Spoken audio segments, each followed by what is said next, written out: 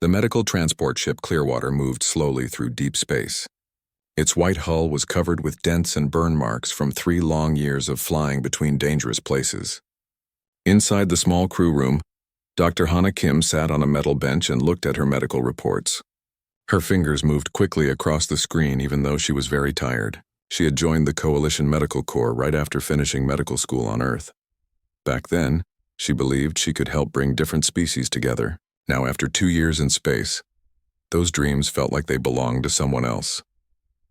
The ship carried 17 crew members from different alien species. Hana was the only human on board. Her boss was a tall alien named Thos. He was a Vrelian, covered in green scales and twice as tall as Hana. Thos had told her many times that humans were too weak for frontier work.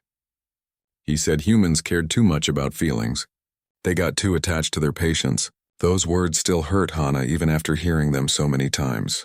She had worked hard to prove him wrong, but nothing seemed to change his mind. The alarm siren started screaming without any warning. Red lights filled every hallway. The ship jerked hard to one side. Hana grabbed the wall rail as her medical bag swung wildly on her shoulder. She looked out the window and her heart stopped. Bright plasma fire streaked across the darkness of space like deadly lightning. The Kryn Dominion had been threatening to attack for months. Now the war everyone feared had finally begun. Their ship had no weapons. Large medical symbols were painted on every side to show they only helped injured people. But the Kryn fighter ships did not care.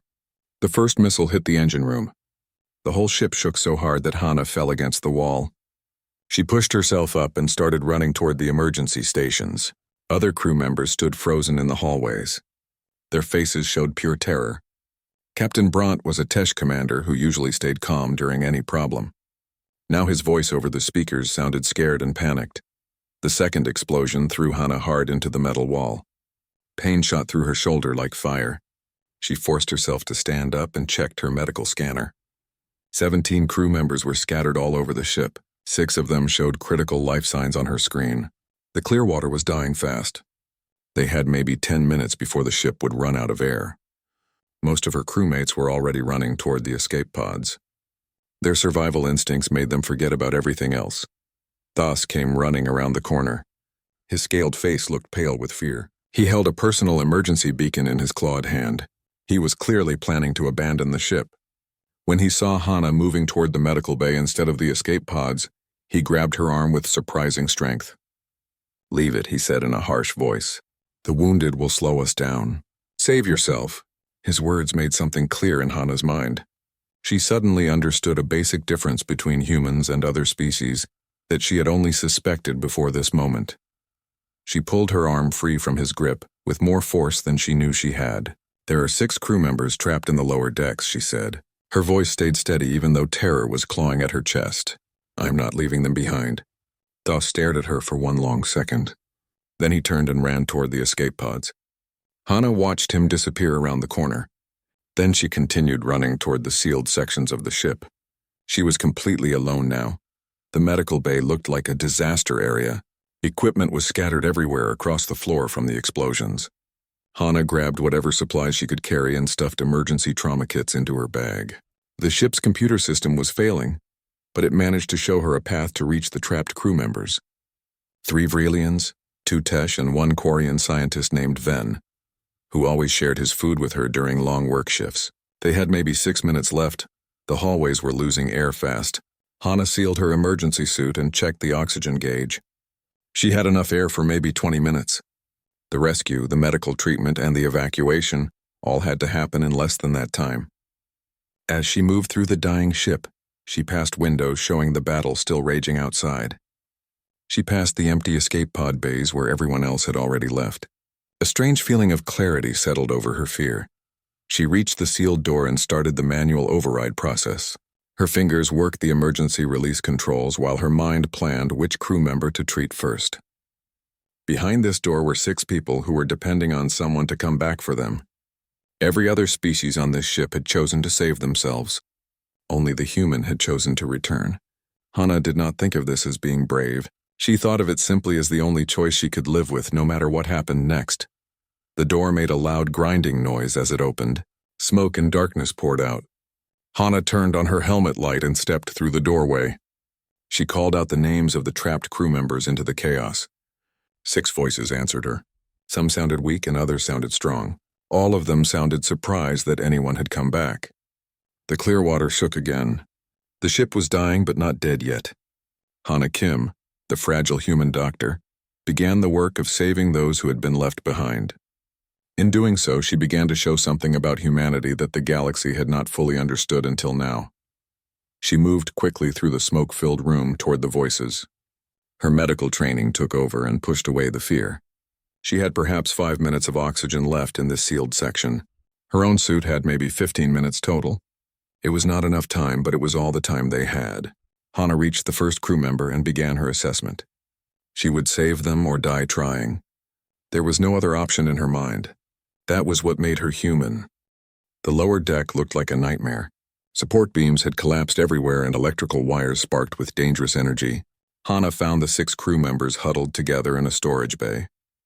The room had sealed itself during the attack, which created a small pocket of air that could still be breathed. But that air was running out fast. Ben lay on the floor with his 3 legs bent in ways that looked very wrong. The 2 Tesh engineers named Cross and Lin were trying to open an emergency exit, but failing. 3 young Vrillians sat against the wall. They all had different injuries and looked terrified. Hana's medical training took control of her actions. She went to Ven first because his broken bones were the most dangerous. She gave him medicine for the pain and used emergency splints from her kit. She worked faster than she had ever worked before. The Quarian watched her with his large dark eyes. He was smart enough to understand that they were all probably going to die here. "You came back," he whispered. His voice made it sound like her choice was impossible to understand. "There was never a question," Hana replied while moving to check the Tesh engineers. Cross had a deep cut across his chest that was bleeding too much. She sealed the wound with special medical foam. Her hands stayed steady even though the ship was shaking harder now. 4 minutes of breathable air left in this room. 8 minutes in her own suit. There was no time to be gentle. She could only focus on keeping them alive. The youngest Vrillian was a female named Tress who worked in communications. She was making a high crying sound that hurt to hear. "We are going to die here," Tress said over and over. "We are trapped." Hana went to her and checked her vital signs. The girl had a possible concussion and maybe internal bleeding. Hana could treat these problems, but only if they could get out of this room. "Listen to me," Hana said in a loud, clear voice. "All of you need to listen right now. We are not dying here. The escape pods are still reachable through a maintenance shaft. It will be tight and some of you will need to be carried, but we are leaving this ship." Cross started to argue about how impossible this was, but Hana cut him off. "I did not come back here to watch you die. Now move." Something in her voice made them all react. Maybe it was her tone or maybe it was the pure confidence in her words. Either way, it worked. The Tesh engineers started working on the maintenance shaft door with new energy. Hana helped each crew member get ready to move. She made simple stretchers from storage materials for those who could not walk. Ven would need to be dragged. 2 of the Vrillians could hold each other up. It would be painful and difficult and barely possible, but it was their only chance. The maintenance shaft opened into a narrow vertical tunnel. A human could barely fit inside. For the larger alien species, it would be like a nightmare, but the shaft connected directly to the pod bay on the other side of the ship. It went around all the sealed sections. Hana climbed in first. She pulled herself up the metal rungs with Ven's stretcher attached to her suit harness. Her injured shoulder screamed with pain at every movement. Behind her, she heard the others struggling. The tight space forced their bodies into painful positions. Lin was crying as her hard shell scraped against the metal walls. Cross grunted with effort and his wounded chest left blood smears on the tunnel. The Vrillians moved with desperate determination. 2 minutes of air left in the room they had abandoned. 6 minutes in Hana's suit. Every second was the difference between living and dying. Halfway up the shaft, all the ship's power failed completely. The emergency lights went dark. They were suddenly in total blackness except for the lights on their helmets. The Clearwater gave one final terrible shudder. Hana felt the artificial gravity start to fail. They were completely out of time now. She pushed harder even though her muscles burned and her breathing was rough inside the helmet. Below her, someone cried out as they lost their grip and started sliding backward. Hana wedged herself against the shaft walls to stop from falling. She was still holding Ven's stretcher secure. She reached down blindly into the darkness. Her hand found scaled skin. It was Tress. Hana pulled the young Vrelian upward with strength she did not know she had. The communications officer scrambled past her and found new handholds. "Keep climbing," Hana ordered the others below. "Do not stop. Do not think. Just keep climbing." The exit door to the pod bay appeared above them like a miracle. Hana entered the override code with shaking fingers. The door slid open. She pulled herself through and dragged Ven into the bay. Then she reached back to help the others come through the opening. One by one, they emerged from the shaft. They were battered and bleeding, but they were alive. 7 people total, counting herself. They had survived against all the odds. 3 escape pods were still docked in the bay. Hana calculated quickly. They could fit 4 people in each pod if they squeezed together tight. She started assigning positions and making sure the most injured crew members were in the best spots. Everyone would have access to emergency oxygen. The Clearwater was groaning all around them. The ship had only minutes or maybe seconds before it exploded. Through the bay window, Hana could see the battle still going on outside. The Kryn fighters were destroying everything in orbit. She sealed the last pod door and started the launch sequence for all 3 pods at once. The pods fired away from the dying ship. They were small capsules of life shooting away from the explosion that followed. The Clearwater died in a massive burst of fire and twisted metal. It took with it 3 years of service and all the ideals it had represented. Inside her pod, Hana held pressure on Cross's wound while Ven watched her with something close to worship in his eyes. "You should have left us," Cross said quietly. "You could have escaped with the others. You could have saved yourself." Hana met his eyes and saw real confusion there. He truly did not understand her choice. "That is the difference," she replied. "For humans, sometimes saving only ourselves is not enough. We need to save each other too." The words hung in the air of the small pod as they drifted through the debris field. 7 survivors who should have been dead, all alive because one human refused to accept the logical choice. The escape pods floated in space for 6 long hours before help arrived. It was not the Coalition fleet that found them. The Coalition had been pushed back by the Kryn attack. Instead, a battered human merchant ship called the Dahan Star picked up their distress signal. Captain June Park was an old space hauler with 60 years of experience. He pulled the 3 pods into his ship using magnetic grapples and opened the hatches to find 7 exhausted survivors who should not have been alive. Hana stumbled out of her pod first. Even though she was exhausted, her medical training made her immediately start helping move the injured crew members to the ship's small medical bay. Captain Park watched her work with understanding eyes. Then he quietly told his crew of 4 humans to help. There was no discussion or hesitation. They just started helping right away. Hana found this immediate practical assistance more comforting than any words could have been. The Coalition communication channels told a terrible story. The Kryn had attacked 7 star systems at the same time. Dozens of ships were destroyed. Multiple space stations had been taken over. Thousands of people were dead or missing.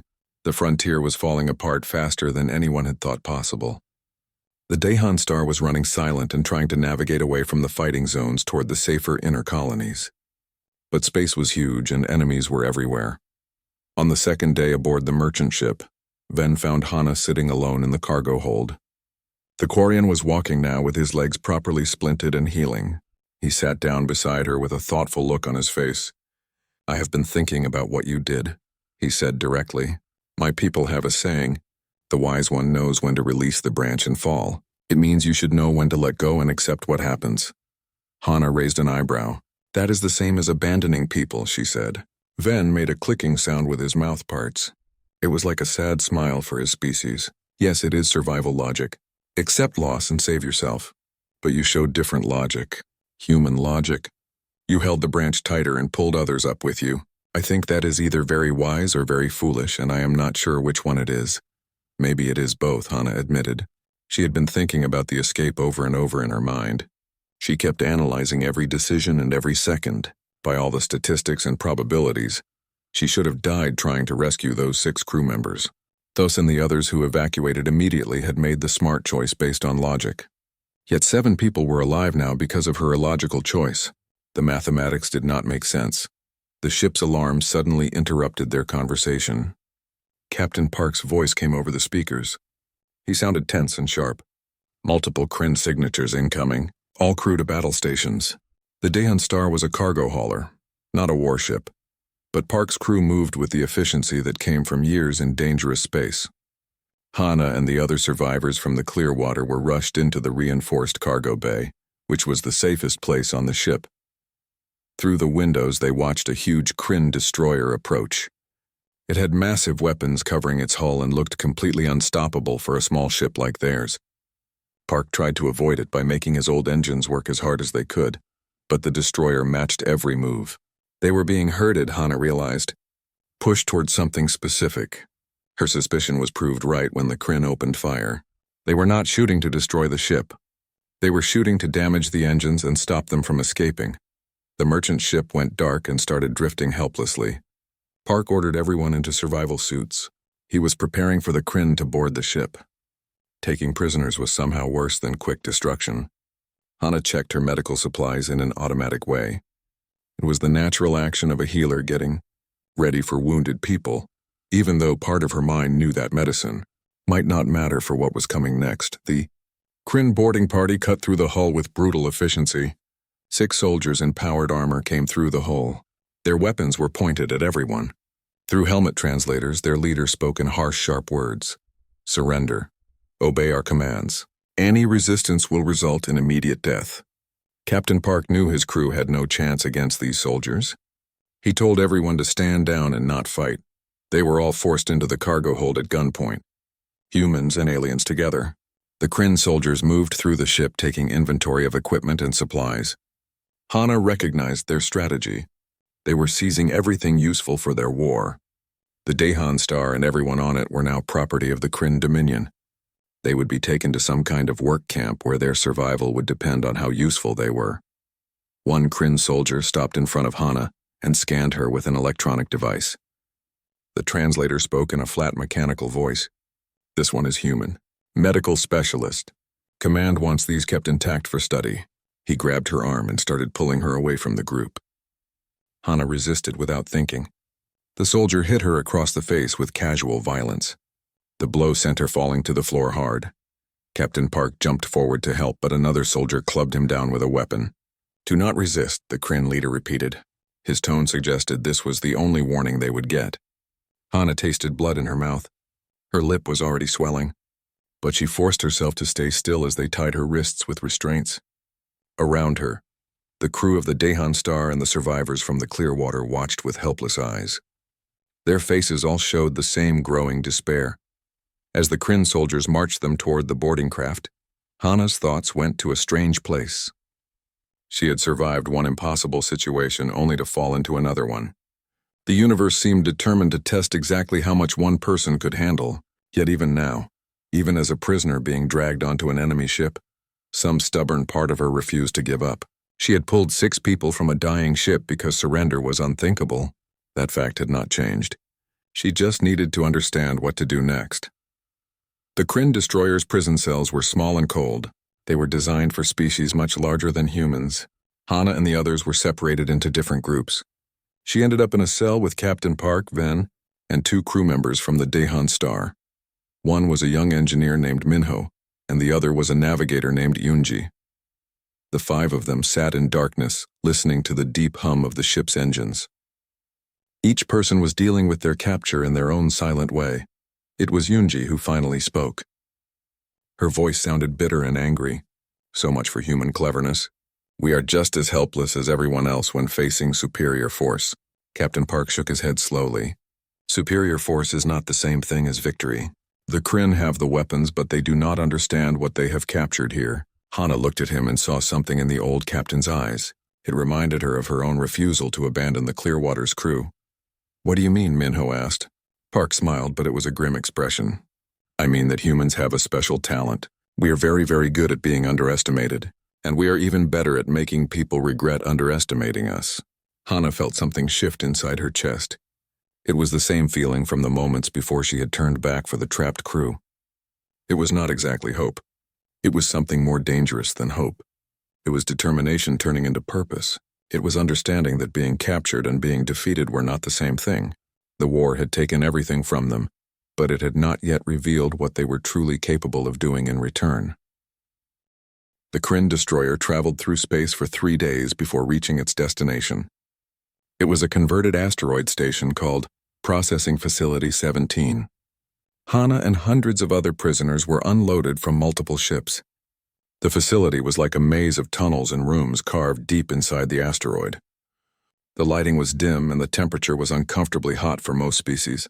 The Kryn guards sorted prisoners by their skills. Hana and the other medical workers were separated from everyone else. They were assigned to work in the facility's medical wing, treating wounded Kryn soldiers who came back from battles. It was hard, brutal work with very long hours and not enough supplies. But Hana was actually grateful for this assignment. Medical work gave her access to areas that other prisoners never saw. She learned about the facility's layout, when the guards changed shifts and what the Kryn considered most important. Captain Park had been put in the engineering section. He worked on maintaining the station's old life support systems. Ven was assigned to communications where he monitored signal traffic. Minho and Yunji worked in manufacturing, putting together parts for Kryn weapons. They all did their assigned jobs and appeared to obey orders. But quietly and carefully, they were beginning to organize something much more dangerous. It started with small acts of sabotage. Minho figured out how to create tiny flaws in the weapon parts he assembled. The flaws were so small that inspectors could not see them. But after the weapons were used many times, they would malfunction. Yunji corrupted data in the communication streams with errors that were barely noticeable. Park's engineering team made the life support systems just unstable enough that they needed constant repairs. This kept Kryn resources tied up fixing problems. Hana began documenting all the security rules and procedures. She used her medical access to secretly map every part of the facility. They were not the only ones resisting. Other humans scattered throughout the facility were doing similar things independently. A welder named Do-hyun started making structural repairs that looked good, but were actually weak in specific places. A language expert named Minji deliberately made small mistakes when translating tactical briefings for the Kryn. This introduced errors into their intelligence reports. Each single act was too small to notice, but together they created a growing pattern of things going wrong. The Kryn blamed old equipment instead of realizing it was deliberate interference. 3 weeks after their capture, Hana was treating a wounded Kryn officer when she overheard an important conversation. 2 Kryn commanders were discussing a prisoner transfer. 200 captives, including many humans, were going to be moved to a mining operation in the Telos Belt. The convoy would include 3 transport ships and 1 destroyer as escort. The commanders agreed it would be lightly guarded because prisoners were not considered a threat. That night, Hana managed to pass this information to Captain Park. Their work schedules overlapped for a brief moment that they had carefully arranged. The old captain's eyes became sharp with interest. "A convoy means open space," he whispered quietly. "Open space means possibilities. But we would need coordination across multiple ships, perfect timing, and skills we might not have." Hana met his eyes with a steady look. "Then we find those skills. We have 2 weeks to prepare." What happened next was an operation of incredible complexity. It had to be done entirely through secret communication and trust. Hana used her medical rounds to identify prisoners with skills they needed. She found a pilot named Tae-hyung, who had flown combat missions in the Coalition Navy before becoming a merchant pilot. An explosives expert named Hyejin, who had worked in asteroid mining. A signals officer named Jiho, who understood how Kryn communication systems worked. They recruited people very carefully, and only among humans. It was not because other species could not be trusted. It was because their plan required a specific way of thinking that humans seemed to have naturally, the ability to look at overwhelming odds and see opportunity instead of impossibility, the willingness to risk everything on a plan that had more ways to fail than to succeed. Other species calculated survival chances mathematically. Humans calculated acceptable losses in a different way. The plan came together one piece at a time. During the prisoner transfer, they would fake a medical emergency that required Hana's presence on one of the transport ships. Hyejin would use materials smuggled from the manufacturing section to make explosive charges disguised as medical equipment. Jiho would hack into the transport's communication system during the confusion. Tae-hyung would take control of the ship's navigation systems. The entire operation would need to happen in less than 4 minutes. That was the window of time before the destroyer escort could react and stop them. 57 humans were involved in the plan. Each person had a specific role. Each one understood that failure meant death. They practiced their individual tasks over and over, but never the complete sequence. Each person only knew their own piece of the larger puzzle. Minyo created a crude electromagnetic pulse device using parts he had collected. Yoonji memorized all the timing sequences down to the exact second.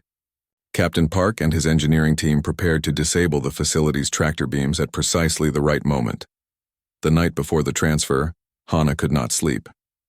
She lay on her bunk thinking about the clear water and the choice to turn back for 6 people when safety was in the opposite direction.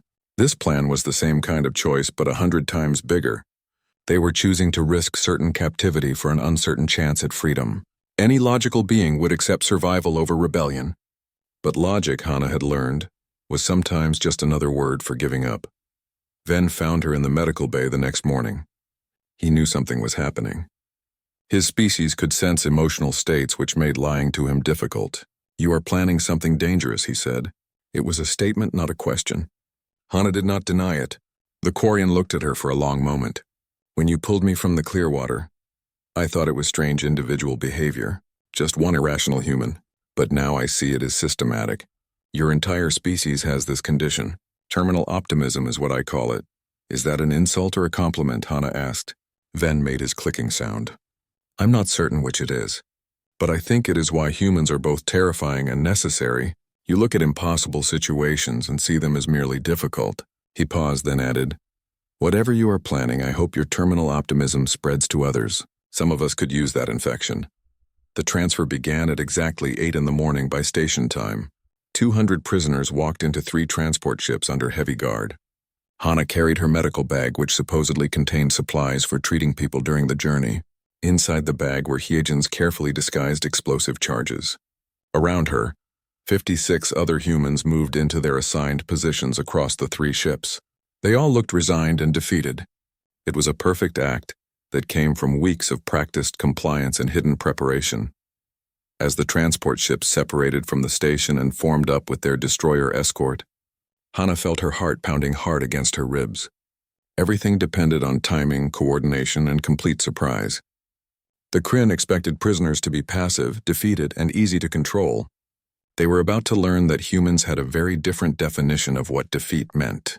Their definition involved significantly more explosions and significantly less cooperation than the Kryn's computers had predicted. The 4-minute countdown began silently in the minds of every human involved. Only they knew it was happening. Hana checked her watch and began moving toward her position. Across 3 ships and back in the facility now falling away behind them, dozens of humans prepared to show what terminal optimism looked like when it became an actual battle strategy. The war zone was about to reveal something new about humanity. The Kryn were completely unprepared for the lesson they were about to receive. The medical emergency started exactly on schedule. A human prisoner named Sungho collapsed in Transport 2. He appeared to be having a severe allergic reaction to the recycled air. The Kryn guards were trained to keep valuable prisoners alive. They immediately called for Hana. She arrived quickly with her medical bag and a look of professional concern on her face that she had practiced many times while Hana worked on the fake emergency and created enough chaos to focus the guards' attention. Minyo moved quietly to the transport's main power junction. His electromagnetic pulse device was crude and barely held together with wire, but it only needed to work one time. At exactly 2 minutes into the countdown, he activated it. The pulse shot through Transport 2's systems. Every circuit that was not shielded immediately failed and went dark. Emergency lights came on throughout the ship. The guards were now dealing with system failures and a medical emergency at the same time. Their attention was split exactly as planned. That was when Jiho made his move in the communications bay. He had been assigned to monitor communications during the transfer. The Kryn thought this was unimportant work, but it gave him access to every computer system on the ship. His fingers moved rapidly across the console. He uploaded a virus that he had spent 3 weeks creating in his mind and putting together in small pieces. The virus spread through the transport's computer network in seconds. Then it jumped to transports 1 and 3 through the convoy's linked communication systems. It was elegant and simple. It did only one thing, but did it perfectly. It locked out all weapon systems while leaving navigation and life support working normally. The Kryn guards found themselves holding rifles that would not fire. They were standing in ships that had suddenly become completely defenseless. That was when Tae-hyung made his move in Transport 3's cockpit. He had been assigned as a maintenance worker who cleaned systems. The Kryn pilot barely noticed him. Now Tae-hyung moved with the speed and skill from his military training. He used a chokehold technique from his Coalition Navy days to quickly incapacitate the pilot. Within seconds, he was in the pilot's seat with his hands moving across controls he had memorized during weeks of careful watching. In Transport 1, Captain Park did his part with the same efficiency. The ship's co-pilot suddenly found himself facing a sharpened maintenance tool. It was not exactly a weapon, but it could certainly kill if used with intention. Park took control of the navigation console without saying a word. His decades of piloting experience made the unfamiliar Kryn systems manageable enough. Hana left Sungho, who was pretending to recover slowly. She moved to the guard station area. The Kryn soldiers were shouting into communication systems that did not work anymore. They were trying to understand why their weapons had failed and why the ship was not responding properly. Hana pulled the manual override for the fire suppression system. Foam flooded into the guard quarters, adding to their confusion. Heejin used this distraction to place her first explosive charge on the transport's external communication array. At minute 3, all 3 transport ships broke formation at the same time. The Kryn destroyer escort reacted immediately as expected, but the virus had done more than just disable weapons. It had changed the identification codes. The 3 transports now appeared to be friendly Kryn vessels that were in distress. The destroyer's automated computer systems hesitated for 17 important seconds. The computers could not understand the conflicting information they were receiving. 17 seconds was enough time. The 3 transport ships accelerated in different directions like seeds scattering in the wind. The destroyer could only chase one of them. Captain Park, commanding Transport 1, made that choice for them. He pointed his ship directly toward a nearby asteroid field. It was the most obviously suicidal course. The destroyer took the bait and left Transports 2 and 3 to run for the outer system. Back at Processing Facility 17, the final part of the plan activated. Park's engineering team had spent weeks making the station's tractor beam systems unstable. Now, with a few commands to the maintenance computer, they triggered a cascade failure. It would take many hours to repair. The station could not stop the transports from escaping. It could not even communicate properly with the destroyer about what was happening. The whole facility went into controlled chaos as alarms sounded and systems failed everywhere. On Transport 2, Hana finished securing the Kryn guards in a sealed cargo room. They would have air and be safe, but they had no way to interfere anymore. Around her, the former prisoners were changing into something different. Most of them were not soldiers and lacked military training, but they were becoming a crew. They moved with purpose as they took full control of their ship. It was efficiency born from desperation and very careful planning. Jiho's voice came over the ship's speakers. His voice was steady despite the circumstances. "We have communications working. Transport 3 is clear and heading for the Coalition beacon at Hansen Point. Transport 1 is leading the destroyer deep into the asteroid field. Park is playing a very dangerous game." Hana moved to the command area where Tae-hyung had arrived using an escape pod during the chaos. His piloting skills were needed on Transport 2. He was plotting their course with his fingers moving across the navigation panel. "Where are we going?" Hana asked. Tae-hyung looked back at her with a grim smile on his face. "There is a human colonial outpost at Busan Station. It is about 8 hours away at maximum speed. It is not official coalition territory, just independent settlers, but they will take us in. The question is whether we can outrun Kryn pursuit long enough to reach there." Hana looked at the star map display, seeing their planned route through the contested frontier. 8 hours of running with almost no weapons, weak shields, and ships held together more by determination than proper engineering. The destroyer had committed fully to chasing Transport 1 into the asteroid field. Captain Park was leading them through dense formations of spinning rocks. He was using every trick he had learned in 60 years of piloting. But even as Transports 2 and 3 burned toward safety, everyone knew that Park's ship could not keep flying like this for very long. The old captain was buying them time with his own life. Hyejin appeared in the command area with her face covered in sweat. "The charges are all set," she reported. "If the Kryn manage to retake this ship, we can destroy it remotely. No one gets recaptured alive." The alternative that she did not say hung in the air like a dark cloud. They would rather die than go back to being prisoners. Hana understood the reasoning. Freedom or death. Those were the only two outcomes they would accept now.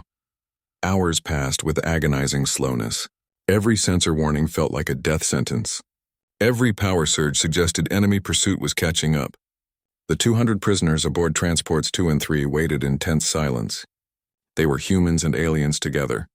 They had gone from being helpless captives to active participants in their own escape. But none of them thought the danger was over. Their success remained extremely fragile. At hour 5, a communication came from Transport 1. Captain Park's voice sounded calm and controlled, despite heavy static interference. "This is as far as I can lead them. My ship is finished and I am about to make the Kryn very angry. I am going to scuttle my ship in a way that blocks their path. You have your window of opportunity now. Do not waste it."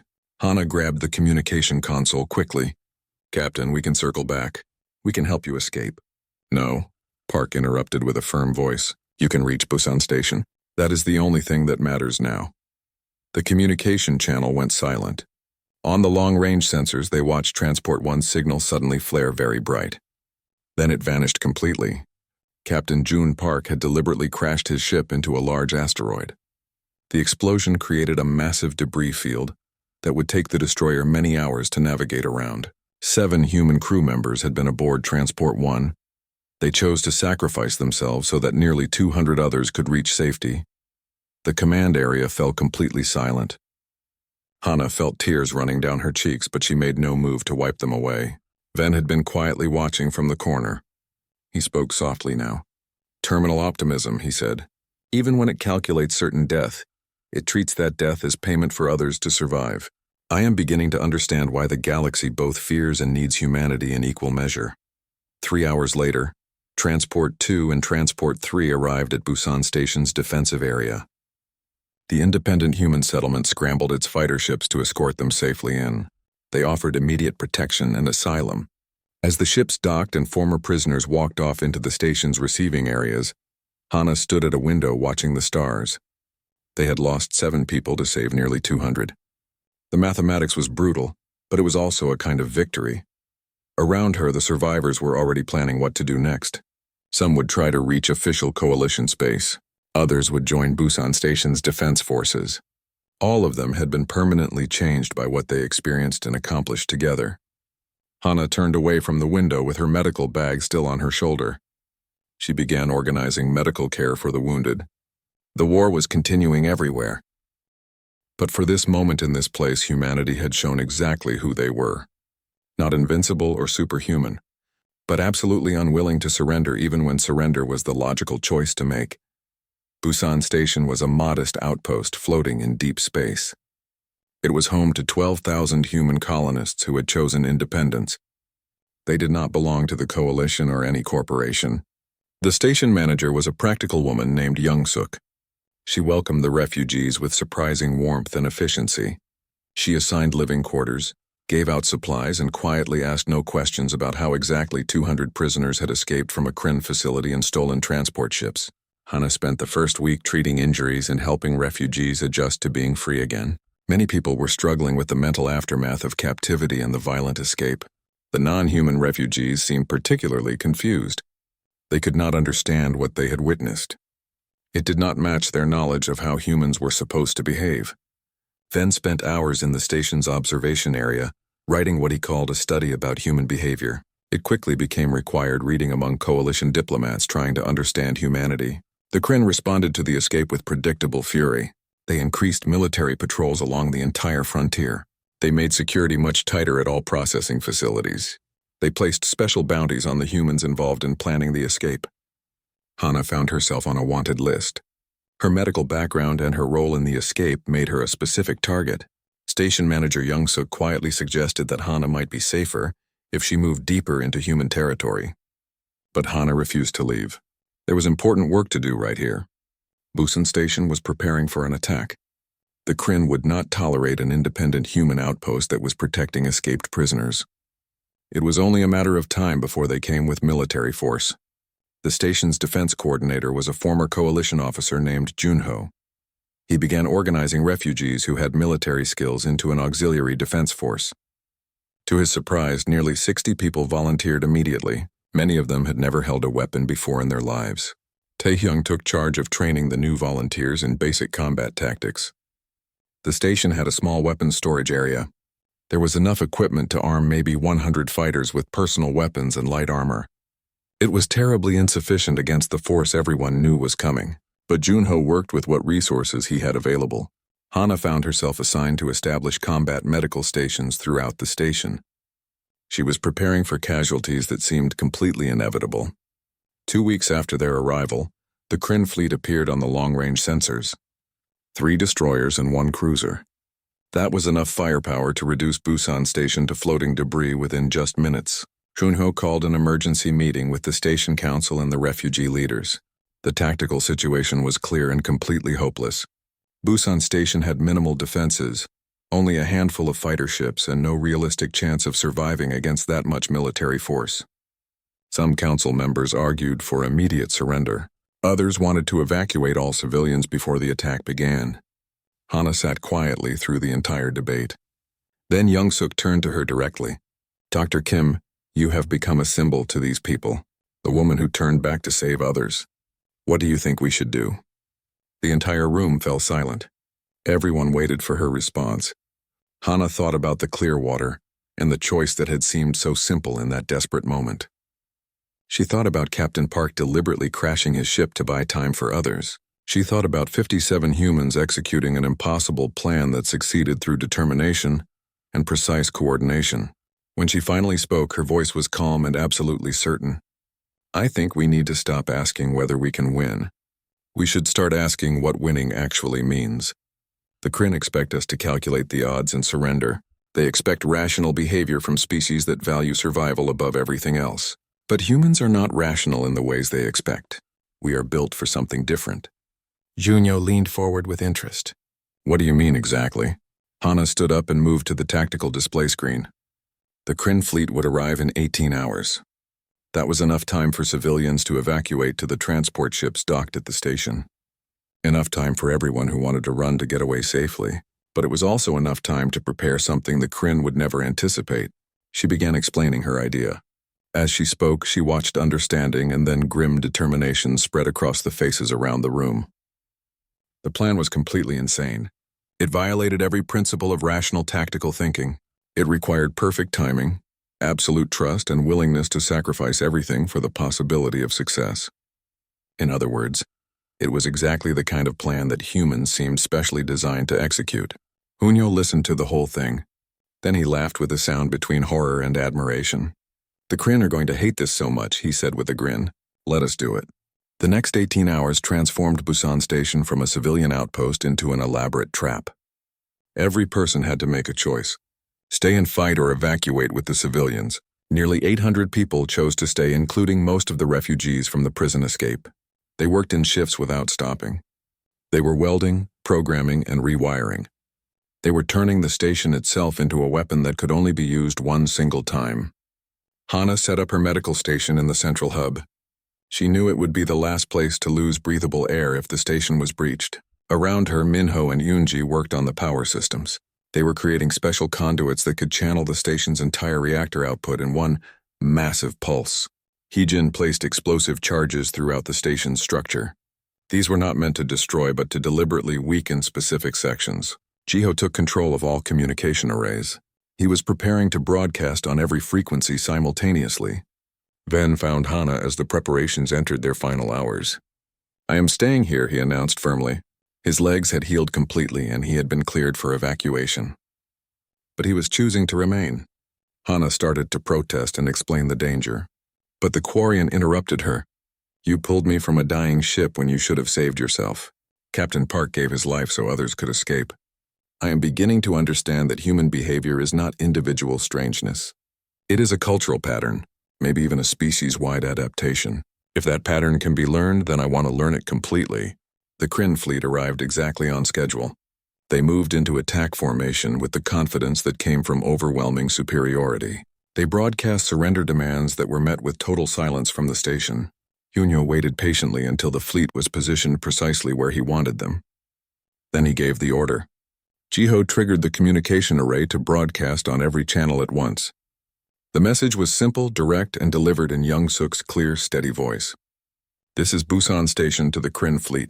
You have come here to punish us for freeing prisoners you considered your property.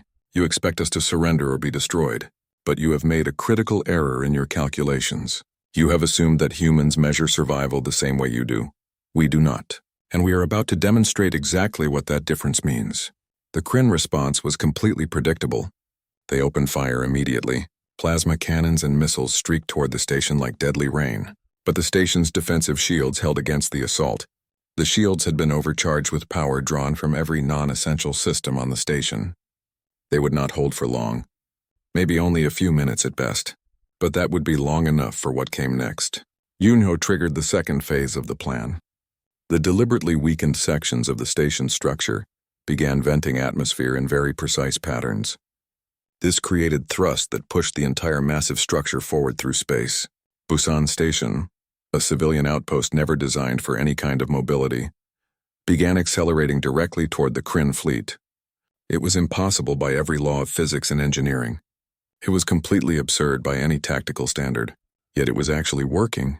The Kryn fleet scattered in confusion. Their massive capital ships tried desperately to maneuver away from something that should not be capable of movement. In that critical moment of confusion and panic, Minho released the reactor pulse.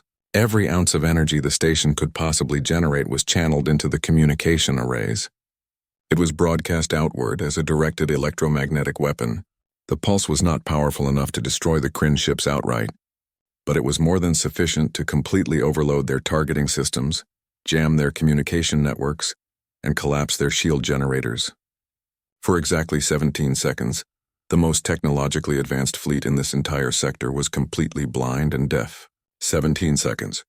The exact same amount of time that the virus had bought them during the prison escape. Apparently, 17 seconds was precisely how long humans needed to accomplish something impossible. In those 17 critical seconds, Busan Station's small fighter wing launched from concealed launch bays. 60 fighter craft, most of them piloted by volunteers who had only learned to fly in the past 2 weeks, went screaming toward the disabled enemy fleet. They carried payloads of mining explosives that had been repurposed as crude torpedoes. The weapons were inelegant and primitive, but exactly sufficient for the task. The fighters targeted the cruiser's exposed reactor sections and the command decks of the 3 destroyers with surgical precision. Taehyung led the strike with his voice steady over the open communication channel. He coordinated the chaotic attack with the precision of his years of combat experience. Target acquired on my sensors. All fighter wings execute your runs on my mark. The fighters dove into weapons range, launched their explosive payloads, and banked away hard as the improvised weapons detonated against the unshielded hulls. The cruiser's main reactor went critical almost immediately. A chain reaction consumed the entire ship within seconds. 2 of the 3 destroyers took catastrophic damage to their command and control sections. But the cost was immediate and absolutely brutal. The Kryn fleet began recovering from the electromagnetic pulse. They opened fire on the vulnerable fighter wing with everything they had. 32 fighters were destroyed in the very first volley of return fire. Another 16 were obliterated in the second volley. Hana watched the tactical display from her medical station. She watched life signs disappear from the screen one after another.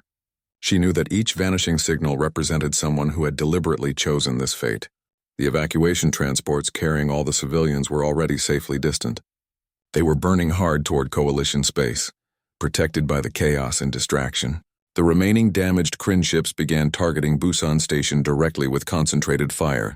The station's structure, already deliberately weakened by their own design, began tearing itself apart under the sustained bombardment.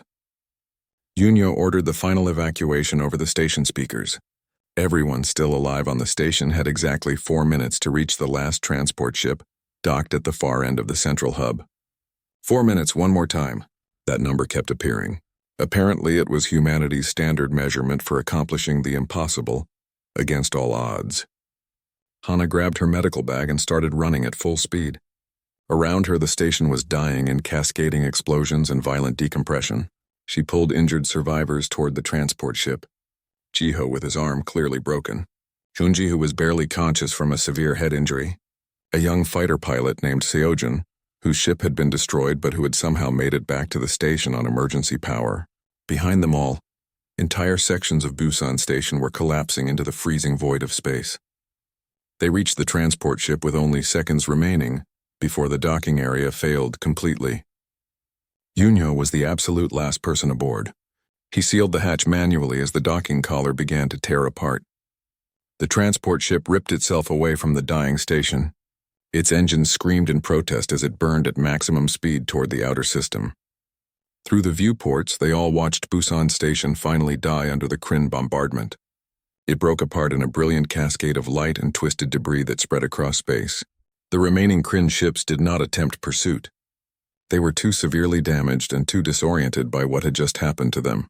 A simple civilian station had transformed itself into a devastating weapon. It had nearly destroyed an entire battle group of their most advanced warships. The Kryn had won the engagement by any standard tactical measure.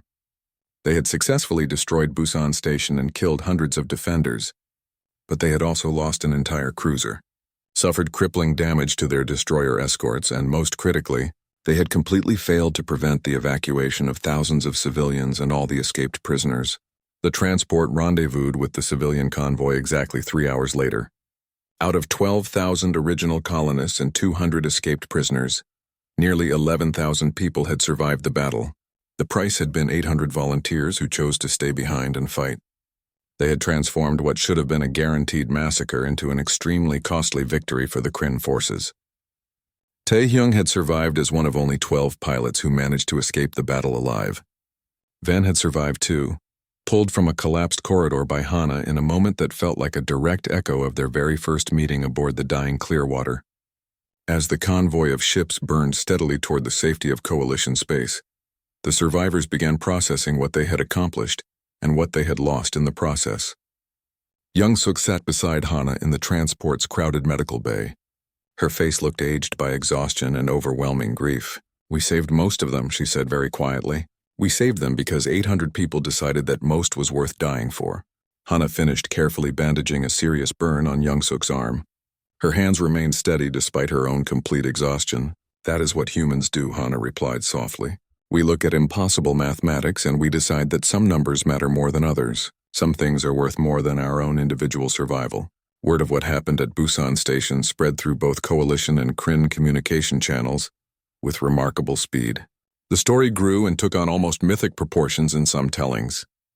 Details were exaggerated or changed, but the core truth at the heart of the story remained absolutely unchanged. A human outpost had faced completely overwhelming military force. They had chosen defiance over logical surrender. They had transformed their own home into a weapon that crippled an enemy fleet. Military strategists across the entire galaxy began analyzing the tactical implications, but the psychological implications of Busan Station were even more profound and far-reaching. Alien species that had dismissed humans as fragile, overly emotional, and tactically inefficient began completely reassessing their understanding. The Kryn in particular started treating human prisoners with notably more caution and increased security. Processing facilities implemented new security measures designed specifically around human unpredictability and creativity.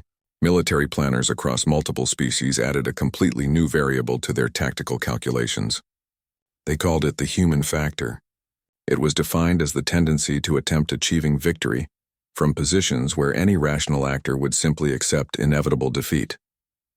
Hana and the other survivors from the Clearwater, the prison escape, and Busan Station were offered a clear choice when they finally reached Coalition-controlled space. They could retire to comfortable, safe colonies far from the war. They could receive counseling and long-term support. They could fade peacefully into anonymous, comfortable lives. Or they could join the Coalition Medical Corps expansion program, where their unique experience was desperately needed on the dangerous frontier. Every single one of them chose without hesitation to return to the war zone. 6 months after Busan Station fell, Hana found herself aboard a new medical ship. It was called the Indomitable. She served with a mixed crew that included Ven as the chief specialist in alien biology. Jiho worked as the communications officer. Taehyung was training new fighter pilots in combat tactics. They were assigned to operate in the contested frontier regions. They moved constantly between active battle zones and overcrowded refugee centers. They provided critical medical care in the most dangerous regions of the ongoing war. The Indomitable was much better armed than the Clearwater had ever been. This was a practical concession to the harsh reality of operating in active war zones. But the ship's primary mission remained medical care, and Hana was deeply grateful for that focus. She had become, somewhat to her own surprise, a living symbol within the coalition forces. People called her the doctor who turned back. The woman who absolutely refused to leave anyone behind even when doing so, defied all tactical logic and common sense. She was frequently interviewed by coalition media outlets. Reporters asked her to explain human behavior to alien species who were still struggling to truly understand it. Hana found herself giving the same basic answer repeatedly.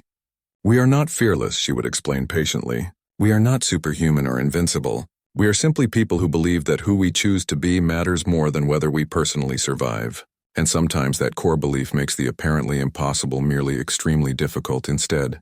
The war continued across dozens of star systems. The Kryn were slowly learning to account for human unpredictability in their planning. But that learning process came slowly, and at tremendous cost to their forces. Every major engagement revealed some new variation on the central theme. Humans kept turning certain defeat into Pyrrhic victory. They transformed personal sacrifice into strategic advantage. They turned impossible odds into opportunities for the kind of stubborn optimism that Ven had identified and named. Other alien species began cautiously adopting human tactical approaches and philosophy. They were learning to value different kinds of mathematical calculations. The Quarians developed an entirely new military doctrine they called adaptive persistence. The Tesh started training special units in what they termed flexible irrationality. The Vrelians created an elite special forces division explicitly designed to think and act more like humans in combat. The entire galaxy was gradually changing and learning from humanity's example. Many species remained somewhat horrified by human methods and their casual acceptance of extreme risk, but they could not deny the effectiveness. Hana stood on the bridge of the Indomitable and watched the stars slowly drift past through the large viewport. They were approaching another desperate crisis zone. Intelligence reports indicated a coalition outpost was under heavy siege. Their supplies were running critically low. Evacuation appeared tactically impossible under current conditions. The ship's captain was a Tesh named Vorin. He had survived the Battle of Busan Station and learned hard lessons there. He looked to Hana now for her assessment of the situation. The tactical data was absolutely dire. Any logical analysis clearly suggested they should wait for proper military support to arrive. Hana studied all the data carefully on the display screens. Then she met Vorin's eyes directly. "We should go in now immediately. We can reach them before their defensive shields fail completely." The captain's expression was difficult to read behind his alien features. But Hana knew he was performing his own internal calculations.